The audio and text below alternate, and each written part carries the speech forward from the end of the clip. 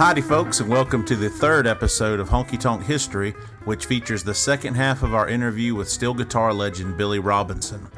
I'm a little late, like 4 weeks late in getting this one out, but I've been busy with a couple of big shows we've had since the last time you heard from me.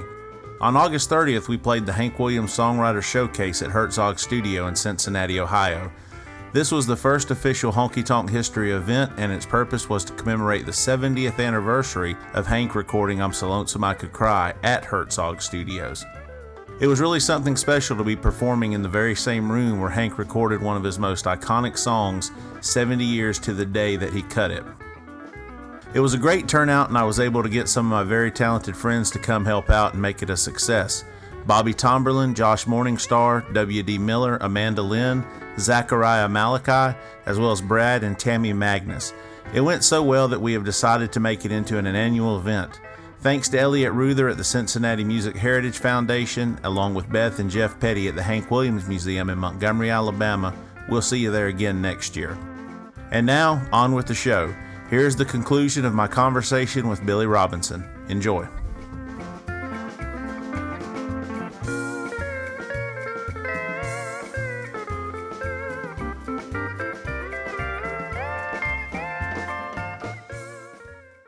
When I come out of the Army, as I said, I had decisions to make. And when you are drafted in the Army and you're taken away from a job, you have to, they have to give the job back. No question about it. You just, in other words, that you go in the Army and you come back and you have to go back into the job if you want the job. Mm-hmm. Jerry Byrd was back playing on the Prince Albert show. He got his old job back. He got his job back, yeah. Well, because I was in the Army. And Vito Pelletier, I can't remember his last name, but he was the station manager. He said, "You can have that job back." And Bird had children and everything. And I was didn't have any family or anything. I said, I couldn't do that. I said, I'm not going to, you know. But he said, you can play some spots, you know. So what I did, I just started playing some spots, and I didn't know exactly what I wanted to do, but I had the GI Bill, and my father was in the sign business, and I was around brushes and paints and everything, you know, and I always liked to draw. And so I decided that I'd go to, there was a school called Harris Advertising Art School. I didn't know what advertising art was at that time. So anyway, I saw this sign. I said, I'll stop in and see what kind of school that is. I'd done a few paintings, you know, with the oil paintings that very amateurish, you know, when I was a young man. So I went in and I asked them. I said, you know what? And they had some work run. I said, boy, this is beautiful stuff. So I asked what kind of courses they had, and they told me. And I want to be a fiction illustrator. You know, and to me, I you know, you read all these magazines used to be illustrated, right? And I said, that's what I want to illustrate, those magazines, and be a fiction illustrator. But you had to take other things too. So I went 4 years and studied art, played music at night. And I played at American Legion post 82, I believe, for about over 10 years. It was Saturday night. While I was going to art school, I ended up doing catalogs, and I never got into doing fiction illustrated, what I really wanted to do. But I was in the advertising end of it, and I was an art director for a manufacturing company for 27 years. I worked 7 years at the Baptist Sunday School Board designing the magazine, the editorial magazines that go out, and so I was really into the advertising more than I was fiction illustration. Yeah. But when I retired, I decided I'm going to do people. I love to do people, and I never did get a chance to do that fiction illustration like I wanted to do. So when I retired, I said, well, I can play music, I can do both, so I'm doing both. Yep. Well, that's good. So I've done my share of the picking and grinning with all the stars, and I was lucky and got involved in that, and now I was fortunate enough to be successful and have a career in the art business too, in the advertising business. So I've been a blessed man. Yeah. I was going to tell you another story about when I got out of the Army. Did you go in at the same time? Because Faron Young went in with that. Faron Young was in the Army at the same time I was. He was at Fort McPherson, and I was at Fort Gordon, Georgia, Camp Gordon, Georgia, I think it was then. And Yeah, we were in the Army at the same time, and we'd play shows. I mean, there would be the two groups would meet. He was in Special Service, and I was too. And I'd work on shows with him, and vice versa. And Faron was the guy. He didn't necessarily like to dress like the Army people. I think he wore Argyle socks with his uniform. He didn't care. And he had I shouldn't say this, and I don't know this for a fact, but they tell me he had the guy who was the head of the colonel or whatever it was there liked him, and he got away with a lot of things probably that ordinary people wouldn't get away with. But his whole career was like that. I mean, he could just say anything and get away. It's amazing. Gordon Terry was in with him too at the same time. They were in the same unit together. And Gordon played fiddle with him, and Gordon was he's a nice guy. That's some fun times. It's nice to get back and get to rethink some of those things. But Gordon tells a lot of stories about it too. The stuff that he got away with that a normal person wouldn't get away with. But, anyway, that was Faron. Well, he was just. I guess his charisma got him out of a lot of stuff. Yeah, he would do something, say something ugly or whatever, and then he'd make a joke out of it. And the first thing you'd be laughing with him. Right. And I liked him. I played golf with him. He loved to play golf, by the way. Oh yeah. Yeah, and I played golf with him several times, and he didn't like to lose though. And he couldn't count. That's kind of important for golf. Yeah, right. I mean, if he'd get a 6 or a 7 on a hole, he'd say, "Oh, I had a par." And he probably got away with it too, didn't he? Oh yeah. That was Faron. But he loved to play golf though. But anyway, getting back to a story that I was going to tell about. There was a nightclub in Nashville called the Carousel. It was in a place called Printer's Alley, and that's where a lot of the nightclubs were. And Margaret and Jimmy Hyde ran this nightclub down there called the Carousel. And we used to have jam sessions down there all the time. And I'd go in. I was out in the Army, and at that particular time I didn't have a job, and I was hadn't been out of the Army very long, and. But I was down there jamming. There was a bunch of musicians. We'd go in, and Margaret and Jimmy Hyde, they owned the place, and they wanted musicians to come in. That attracted customers and everything. So I was down there playing, and as I was taking a break, and I moved up to the bar there, and I was sitting there drinking a Coke or whatever, and this guy sitting right next to me.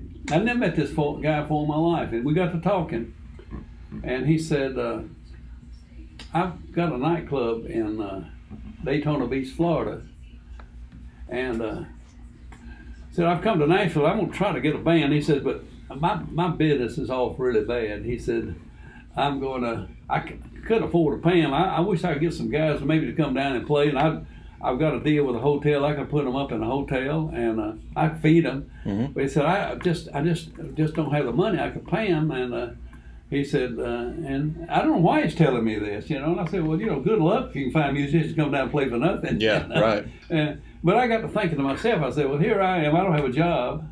Vacation, Daytona Beach, Florida." I said, "It sounds pretty good to me." Come to think about it, everything's paid for. Yeah, I'm not making any money, but it doesn't cost me anything. And I said, "Floyd, would you like to have a vacation?" And I said, I'm going to go. Floyd said, "I'll go down." And I called Buddy Killen. And he was married at that time to June Webb. June Webb's a singer, and Buddy Killen had just started with Tree Publishing Company. Jack Stapp, the producer of the Prince Albert show, I don't think they'd ever had a song or anything.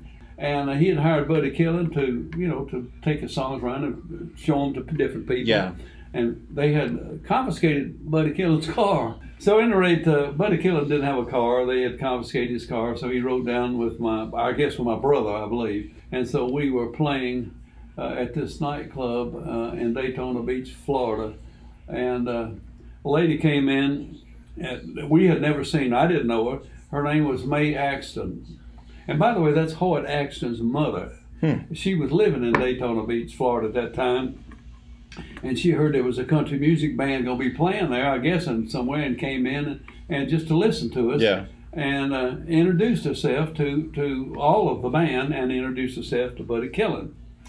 And So she'd come in several times actually, and she got to know the band, all of us, pretty well. And knew Buddy Killen was just starting with a publishing company, and she said, "Well, I'm a songwriter." And Buddy Killen said, "Oh, what have you written? You know, whatever." Yeah. And so she had something to do with the shows that was being produced there in Daytona Beach, Florida. I don't know, at the auditorium there. Mm-hmm.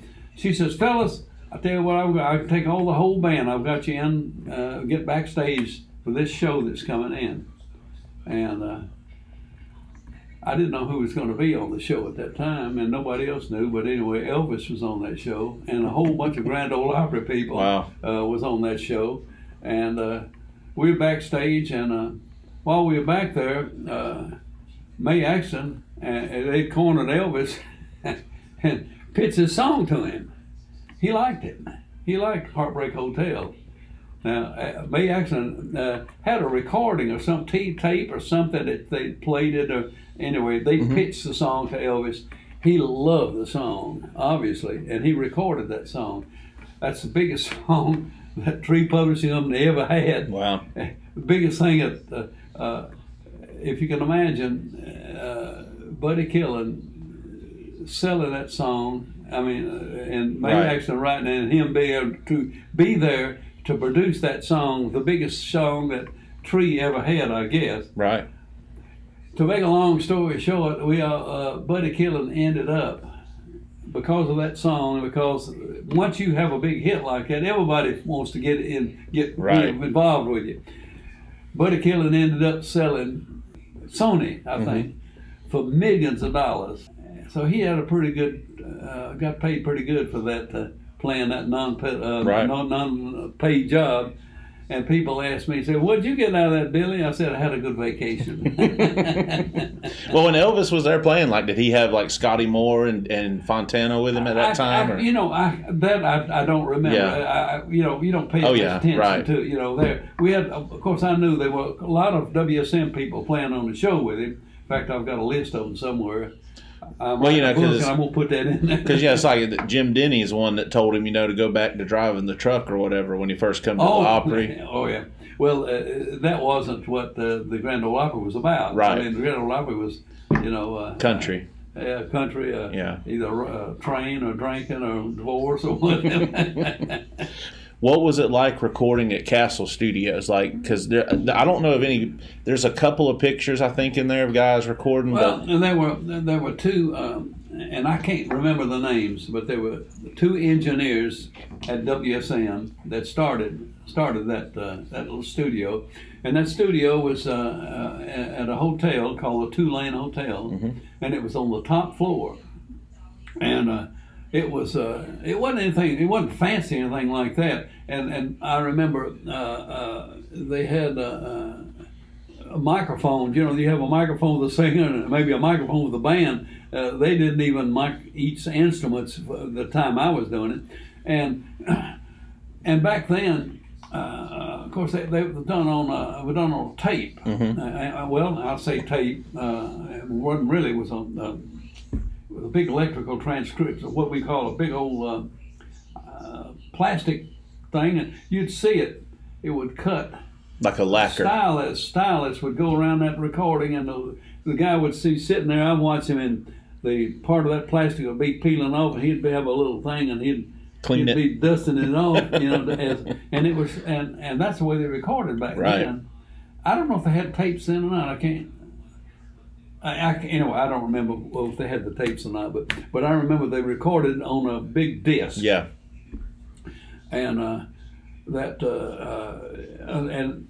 at that time, when you recorded anything, you had all the musicians in the studio at the same time. Right. Nowadays, you can have you can make a bad note, and you go in and erase that note, put a good note in there, and you can have a bass fiddle player over here playing and a drummer out here playing, and then come back later on and have another drummer if you didn't like what he did and take that out. You couldn't do that. Right. You didn't make a mistake when you. Well, I've always said that's why the musicians at that time, you guys were so good because you had to be. You made many mistakes, and it was costing.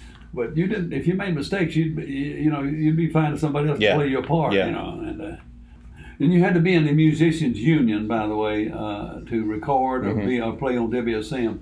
The other two radio stations that I mentioned earlier, WSIX, and WLAC, you didn't have to be in union to be on those stations.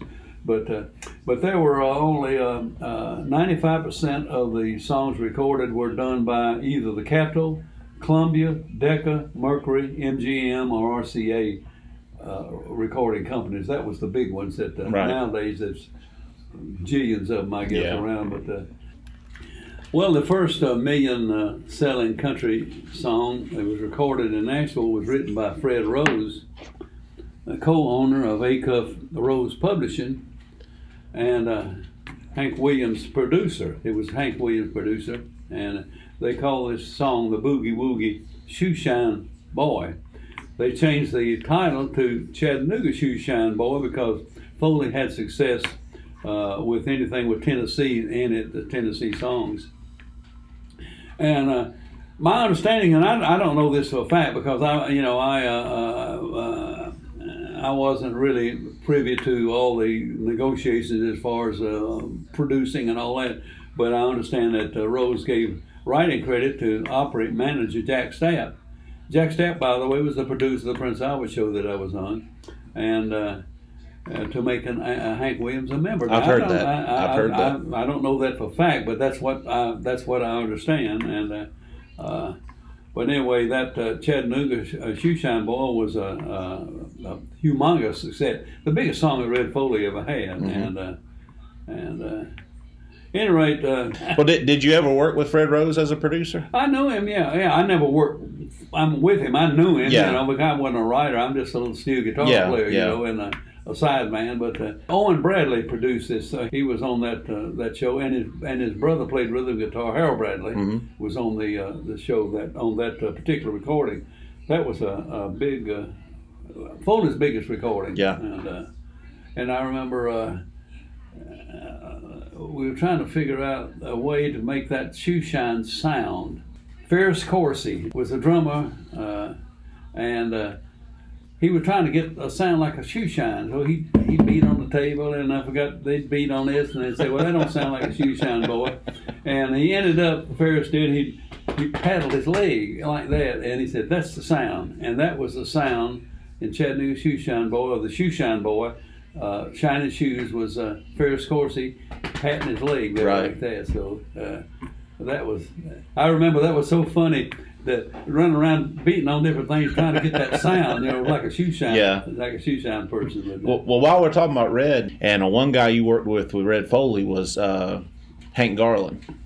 Hank Garland, yeah. Hank Garland was a good friend of mine, a great guitar player, and he ended up, he had a wreck, and he got where he couldn't play, and then some people came out with a movie that didn't happen. Anything that I remember happened in that movie. I watched the movie and I said, that wasn't the Hank I knew, but but he was on on a lot of recordings that Foley did. Sugarfoot Ray. Sugarfoot Ray, I couldn't think of it, At any rate, and he recorded a lot of different people, and he ended up, he worked with Eddie Arnold, for a long period of time, and he was a great musician, and he was a good friend of mine, and Hank was always trying to work on his pickup, and he had a little machine. He'd wind his own pickups, and I'd see him, he'd do that, and he'd be winding those pickups, and then he'd try it, and he'd try this and try that, and he was an innovator. He was really before his time. He was really more of a jazz player. He became more of a jazz player, and he went to New York and recorded, with some jazz players, and he could hold his own with anybody. I remember there were times that we'd go into, say, a club after we'd do a show somewhere, and they'd have a band up there playing, maybe an orchestra or a band or a pop band, and they'd say, "Oh, we got some country guys out there. You want to come up here and play something country?" And Hank get up there. He'd play circles around the guys. Yeah, and they thought he was just going to be some. They thought he was a country, a country bumpkin. He could hold his own with anybody. Great player, nice man too. Yeah, and but So many of those good people. And, and you get to think about the kids band going back to the Eagle Rangers. Jerry Rivers, was a kids band because he went to work. As a matter of fact, I didn't hire him, but I told Hank, he asked me about a fiddle player, and I said, well, there's Jerry Rivers, who at that time was working with Big Jeff. And then he hired him. And of course, Bob Moore, my friend who I went to kindergarten with, became the most recorded, probably the bass fiddle player in the country. Right. Did, I think, 17,000 recording sessions, I believe he did. Wow. And he worked with Elvis Presley. He worked with everybody who was anybody. Bob Moore recorded bass with him. And a good friend of mine. I remember funny stories about people, that you remember things that I remember Bob when he was just a little kid, and we had the band the Eagle Rangers, as I said, and I talked about earlier, and there was a guy. I guess Bob may have been 12 or 13, and I think I'm a year older. I might have been 14 or 13. I can't remember the exact age. Right. But Bob, he was aggravating this one guy. Big old guy. He's a big teenager, but he was twice as big as Bob. Bob at that time was just a little bitty dude. And Bob kept aggravating him, cutting him. And anyway, we got off the bus at the same time, and this big old teenager, Bob just jabbering at him, and this guy got Bob around the neck, and he had a wad of bubble gum. He took that bubble gum, rubbing Bob Moore's hair. I probably should have said that. Bob never, he won't ever forgive me telling that story. It's a true story. I don't know how he ever got that bubble gum out of his hair. That was Bob Moore. Great bass player. Oh, yeah. Was top of the line, no question about it. Owen Bradley took him under his wing and kept building him up and building up to where he was working with Owen Bradley's orchestra, and he worked with anybody playing bass. So Owen Bradley molded him into the bass player. Owen Bradley did that, right? Owen Bradley, and anyway, Bob has been friends. I think he's a year younger. I'm 87. He's 86, I believe now. But some good fun times, I'll tell you. And you could tell the story about Big Jeff. Big Jeff was on WLAC, and that was a 50,000 watt station, by the way. And a lot of musicians before they went on WSM worked at WLAC, and I used to say that Big Jeff and his radio playboys, they would. It was kind of like a training ground. I know Jerry Rivers worked with him, and I don't think Don Helms did because Don wasn't from Nashville. Right. But my brother Floyd and Grady Martin and Benny Martin and all those people, everybody worked with Big Jeff before they went on to work at WSM. It's kind of like a training ground, and kind of like the hayride was for the Opry stars. Yeah. So at any rate, Big Jeff had a bunch of nightclubs. He had 3 nightclubs, I think, around Nashville at one time. And there was a little honky tonk, what I call a honky tonk, a little beer garden or whatever, right behind WSM. All the musicians used to go in. It was called Mom's Place. And there was a lady there, and her husband was named John, and she had this little place, and it was right on Broad Street. But you go in behind the Grand Ole Opry, you walk right out of the Opry right into Mom's Place. And I remember Big Jeff bought Mom's Place because he had several other places, and he was married to a lady named Tootsie. And he bought this thing, and Big Jeff and Tootsie got a divorce, and Tootsie ended up with Mom's Place. Well, that became Tootsie's Orchid Lounge. Right. Now, by the way, Big Jeff was in a couple of movies. He was in Facing the Crowd and a couple of other movies that he had pretty good parts in it. And he'd recorded, but he never had a hit record or anything like that. But he was pretty popular at that time around Nashville on WLAC. Well, Big Jeff passed away several years ago.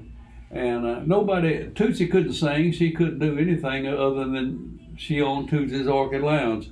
It's known all over the world, and nobody knows who Big Jeff was. Right. So they forgot about Big Jeff. Yeah. But everybody knows Tootsie's Orchid Lounge. Because if you come to Nashville, you got to visit Tootsie's Orchid Lounge. Right. And Big Jeff's the one who bought the place. And nobody remembers Big Jeff. Well, there's a lot of them like that, you know. That's the thing. I mean, you know, of course, I knew who you were from studying Hank Williams. The amount of people that you worked with, you want to go through that list? On the Prince Albert show, we had guests from all over the United States. We had everybody who was anybody. I mean, a singer, not only just country, but I'm talking about pop, rock, you name it. You would have been on WSM's Prince Albert show. I just made a list of some of the guests. Of course, you had Hank Williams as a guest, Faron Young, Margaret Whiting, a famous pop singer, and K-Star, another. She was on, and George Morgan, of course, Ernest Tubb, Wesley Tuttle, Tex Ritter, of course, Jimmy Dickens, Elton Britt, Rosalie Allen, Eddie Arnold, Cowboy Copas. I could go on and on and on of all the stars that were on that show, and and the beauty part about it was I got a chance to meet all these people, right, and play steel behind them. Now I never worked for them, but I worked with them. And well, let me ask you this. This is some of the stuff I used to ask Don Helms, and it was always interesting to me. You worked with all these like legendary people. Who is somebody you never worked with that you wished you could have like recorded with or played live with? You know, I really can't think of anybody because it's so many. Everybody who was anybody was on this show at one time, and I probably worked with them. Right. But you get to thinking of all those people. Goodness gracious, I couldn't think of anybody. Well, when you were there, that was definitely the height of the Opry. You know, I mean, that probably was. I think that. Of course, you like to think, well, because I was there, you know, all this happened. But I was just lucky to be there. But that was the heyday. It was. In my estimation of country music, got us, you know, playing in New York City at the Astor Roof Hotel, being in Germany, traveling on with all those shows we played over there, and then playing. In New York, all the places we played, you know, and flying in these airplanes and with all the stars, and I'm just a lucky guy.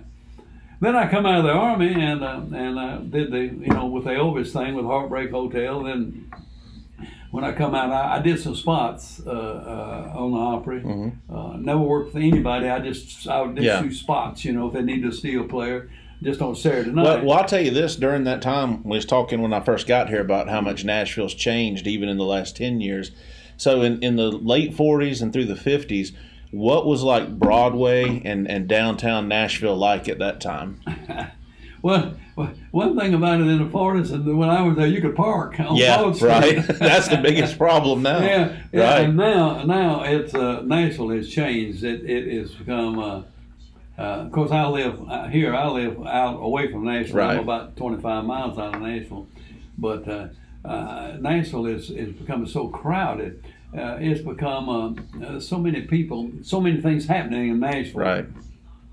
A lot of businesses is moving to Nashville. We have a lot of people in California and from New York City moving to Nashville, hundreds, thousands actually, and. It's hard to find a place to even live in Nashville anymore because of and you talk about Broad Street. Forget it. It's just a crowd. Yeah. I mean, there's people on the streets. To me, it's like cattle. They got them barriers up. It's like herding cattle. It's just it's not.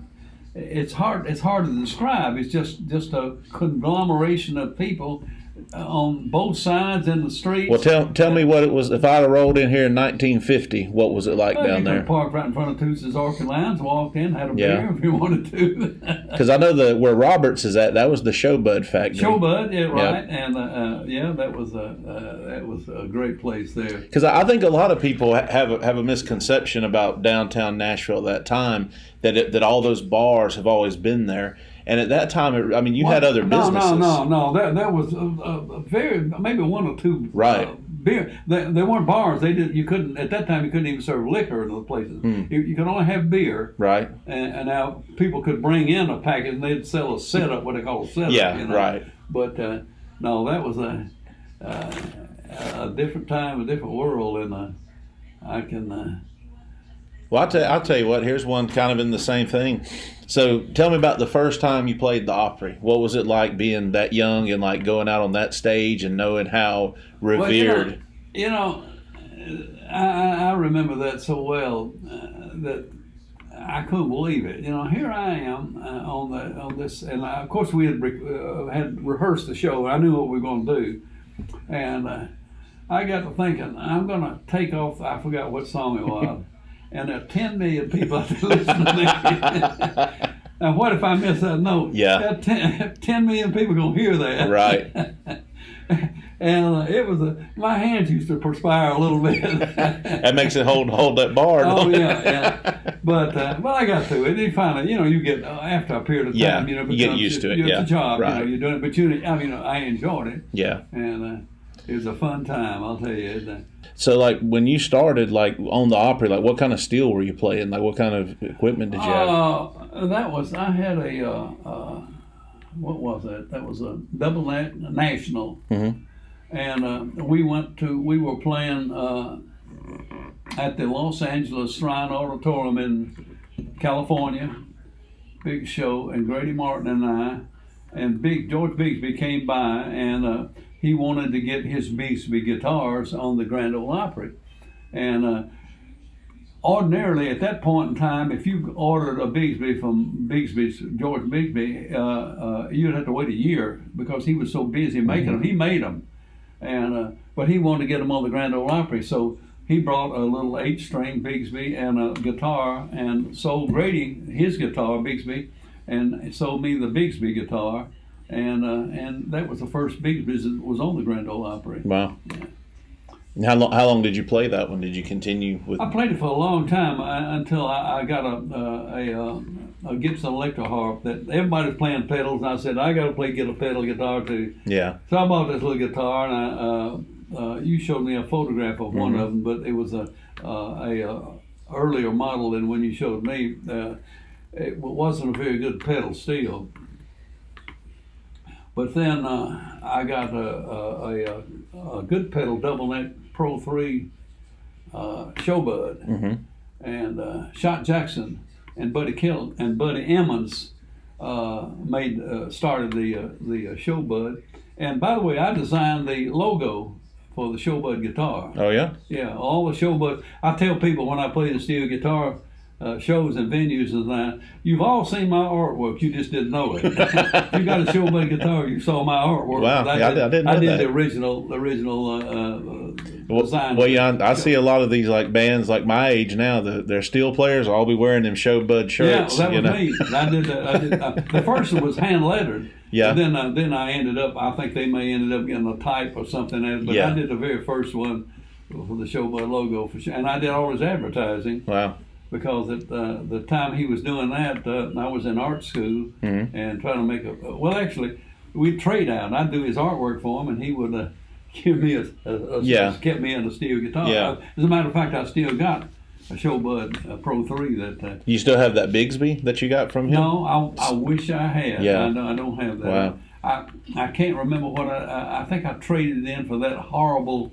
The Gibson electro harp. That was the worst guitar. Tell you a story about Tennessee Boy. One of the greatest compliments that I ever received was from my favorite of, I think, Buddy Emmons. To me is the best steel guitar player in my estimation who's ever lived. Right. Now a lot of people does a lot of things, but he started it. He was the innovator. Right. He's I look at him as the best, to my knowledge. I've heard people play faster. I've heard people do different things, but they're all doing a lot of stuff that he did. Yeah. He was the first one, and he paid me the greatest compliment. They asked him. There was Lynn Owsley, and there was a bunch of people in Nashville having a fish dinner, and they asked Emmons what was his first influence that he had in learning to play C6 neck on the steel guitar. And he said it was Billy Robinson doing Tennessee Boulevard. Wow. And I've got it right. They wrote it on a napkin. I've got it. You can see it right in there. We'll take a picture of that. Signed it. Yeah, wow. where he signed it. He said affirmative. And that because he was a real good buddy of mine. Yeah. He and I were just. I'm not saying this because we was friends, but anybody who knows anything about steel guitars said he was top of the line. He was the top. Oh yeah. Yep. Yeah, he'll always will be. Well, Don Helms, yeah, of course. Don and I, when he first started playing the steel guitar shows, I sort of talked him into it, I think, because he went with me on the first ones, and I can't tell you where they were, but I remember he rode with me, right? And we were talking about Jerry Rivers and talking about different things, and Jerry Rivers. He could exaggerate a few things. and me and Don got to talking about it. I could tell you, I'm not going to tell you all the things he exaggerated, but some things he embellished a little bit. Right. Yeah. And Don said, "Oh well," as Rivers said, "We just let him talk. He did all the talking. You know, half the time, Don wouldn't be doing the talking. Right. It'd be Rivers, right. and he'd be doing all the, you know, and, yeah. A lot of the stuff that." He exaggerated quite a bit, but I won't go into that. Well, I'll tell you, a steel player I'm a big fan of. I don't know how much you worked with him, but Speedy West. Oh, Speedy West, a nice human being. I really liked him. He was another innovator. He was, yeah. But it's a totally different style of playing. He was I forgot how many people that he recorded with on the West Coast. Now he was. I think he recorded Frank Sinatra and went on, and he got telling me all the different people he had. He was on a Lawrence Welk show as a star on the, as a feature playing steel guitar, and that's kind of unusual. Yeah. Lawrence Welk didn't particularly care about country music, right? But he was on that show, and he worked with everybody. And I'm an artist also, and I did a painting. Of the country store picking, I call it. There's a bunch of people around the country store, around an old stove. That particular stove right there. Pot belly. Yeah. And he framed it, and he sent me a picture of this painting over. He had an old pipe organ that he had in his music room, and he showed me that picture. And when he passed away, he gave that picture to Billy Easton, who's also a steel guitar player. I don't know if he's a buddy or not. Anyway, but he was a good friend, and Well, there's a steel player out west. He's played with a lot of Texas guys named Jeremy Wakefield. He's a non-pedal guy. Who? Jeremy Wakefield. I didn't know him. But they've redone that Bigsby that Speedy had. Oh, really? And I'll show you the video. But one thing, I hope he's a good guy. That thing weighed a ton. I bet. Oh, I know. You can look at it and tell. Yeah. And it had that plywood front over the. At my age, I'm not going to be out playing with any big stars anymore. If I was playing, I'd have to be playing a pedal steel. And I've got a pedal steel, but the reason I quit playing it was I started out on non-pedal, but the thing weighs a ton. Yeah. And if you think about it, it weighs a ton. It's a big double, and it's heavy, and you've got to take all those rods out, put it all together, lift it, put it in the case, put all the rods in the case. You go to where you're going to be playing. You take all the rods out, you lift that heavy thing out, you put the legs on it, you put them rods in it. Yep. You get through playing, you take the rods off, you take the legs, you put it in the case, you break it home. You got to do the same thing again. Yeah. Over and over. I said, I don't need that. No. Well, but one thing that's distinctive about your playing, though, and even before the pedal steel, was how you would do bends. Well, with your... what I do, that's a technique that I think needs to be. That needs to be brought back or be thought of. A lot of people, because I do things like the bar slants. You do the bar slants back, forward, and you pull strings behind the bar. And when you pull a string behind the bar, that's the same thing a pedal does. Right. Now I can only do one string at a time, but a pedal can do all of them if you wanted to. 10 strings if you want to. but that's just another thing about.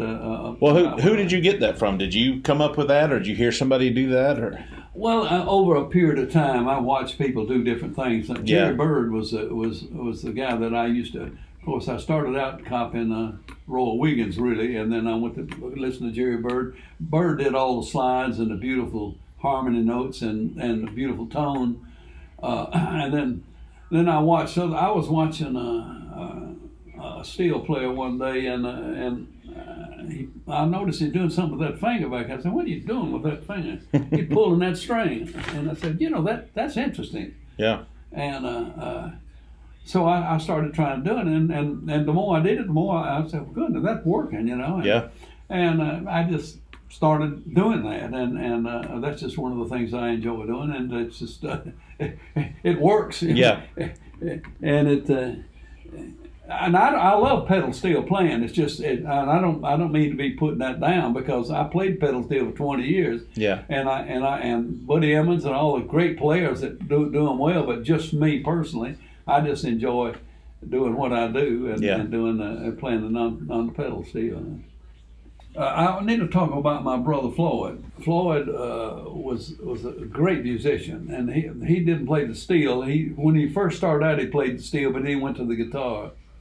And George Jones did a tune called White Lightning, and Floyd sang the harmony on it and played the guitar on it on White Lightning, the original record of George Jones. With Starday. Then he recorded a song called Making Love. Chet Atkins produced it on RCA Victor in the 60s, sold 1 million records. And but Floyd was a great guitar player, a great singer. And he did a lot of gospel songs too. He did.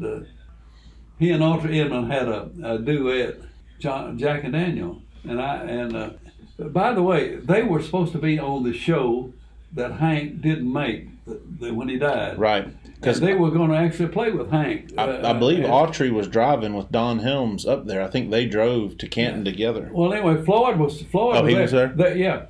But they were supposed to play with Hank on that show, because he didn't have a band. Right. And he, of course, he did the show, but Floyd, I guess they wouldn't have did the show. I think they did. Yeah. But Floyd was on that show, and but Floyd had so many friends, and it was such a good. He was a singer that Buddy Killen loved Floyd Robinson, and Floyd did a lot of singing, background singing and stuff like that. He had a real good harmony voice. And Bill Monroe had a high voice. Yeah. And he and Floyd trying to sing the highest. I mean, it was funny. But he was Bill Monroe and Floyd. They used to call Floyd Mousy because he was. It's his voice. Yeah. Anyway, that's some fun time. There's so many stories that it's hard to remember all. Well, we got back to Hank again. I think you had a note in there about the last time you saw him or the last time you worked with him. I worked with him. I remember New Orleans, and I remember how hot it was there in New Orleans. We were playing, and as an artist, I'm an artist, and I do oil paintings, and I had a memory of this stage, and it had a rounded front. And I'm back playing steel, and I can see Hank out there. He was really skinny, and in a white outfit, standing on that rounded stage. And I said, I got to do a painting of that. I mean, I didn't say it right then, but I mean, I just did this several years ago. I never could get that out of my mind about how thin he was. Yeah. And I used to tell everybody he was so thin he only had one stripe in his pajamas.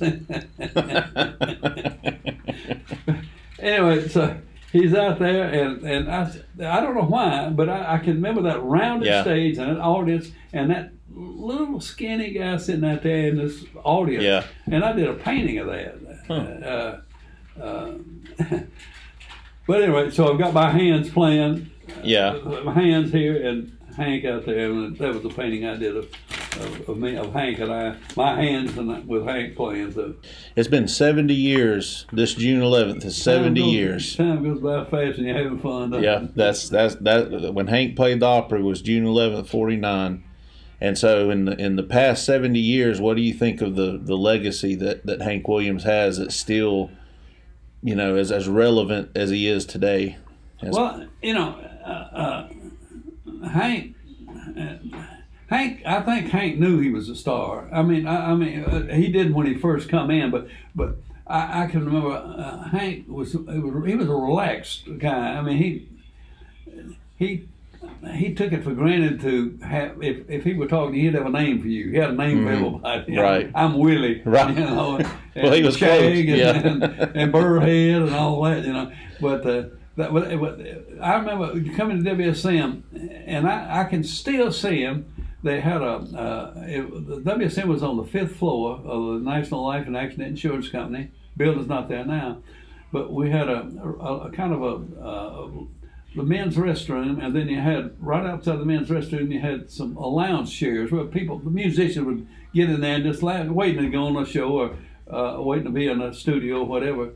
And Hank always showed up in a Western outfit. Yeah. Always Western boots, and he had a bad back, and he never sat that I remember ever sat straight up a chair. He always like this, I can see him now, and it just his way about it. And he was. I remember he said, "Billy, around the house with me," and he wasn't from Nashville, and I'll go over. So we'd get in the car. That's just the way we were, friends. And when I remember went out and saw Bocephus. I mean, he was a little bitty dude, and he was wet.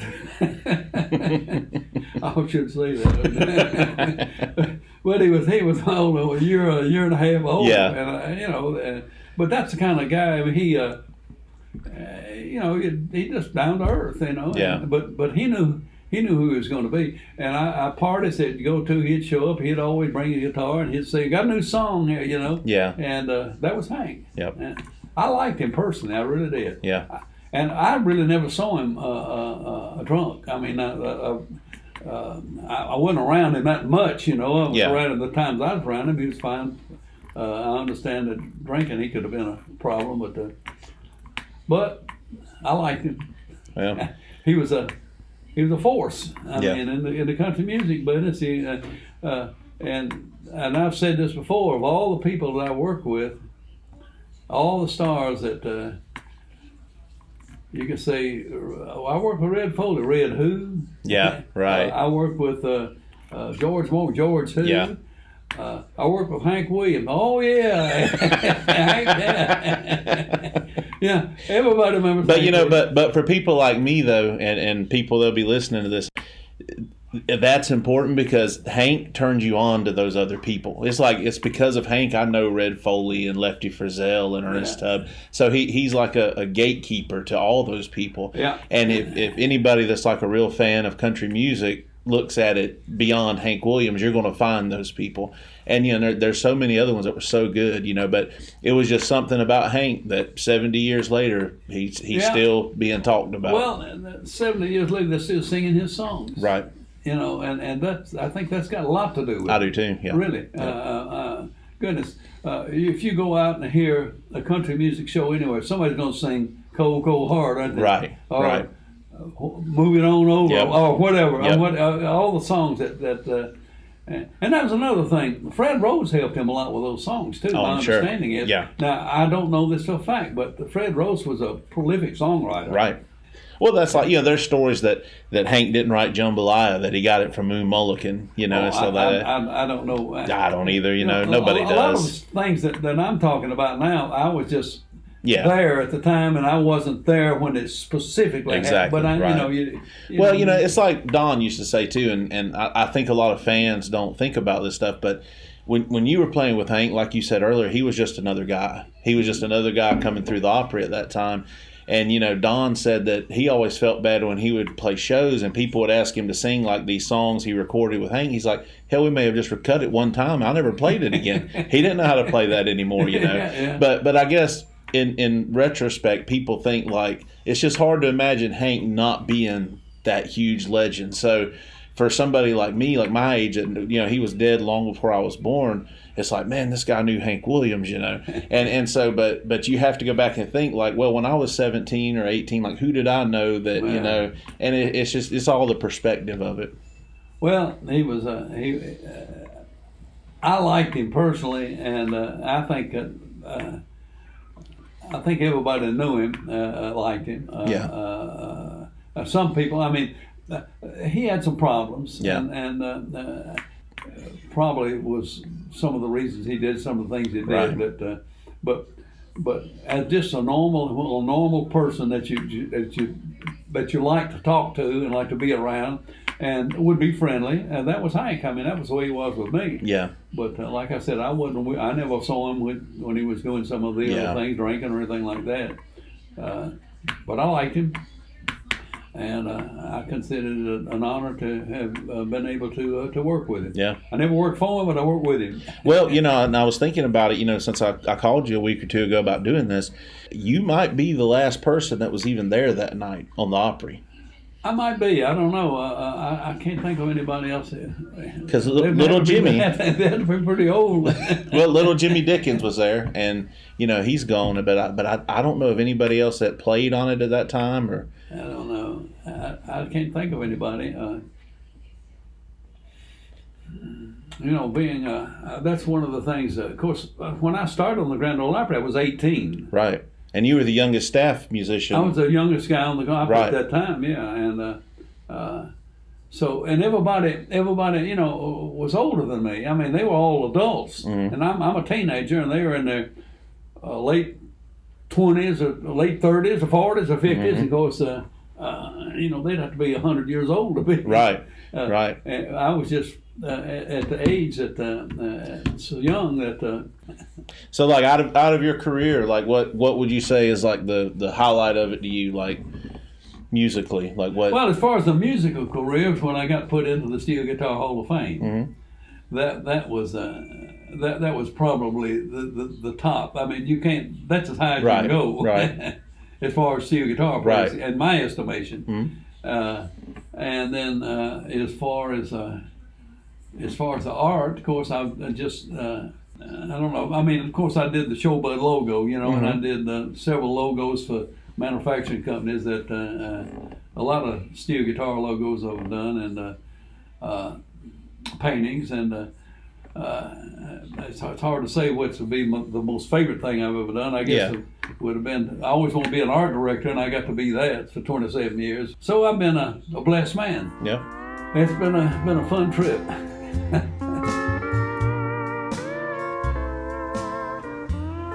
Well, there you have it, folks. Steel guitar legend Billy Robinson. I hope you enjoyed this conversation with him and hearing some of the stories he had to share about his life and career working alongside some of the biggest stars in country music history.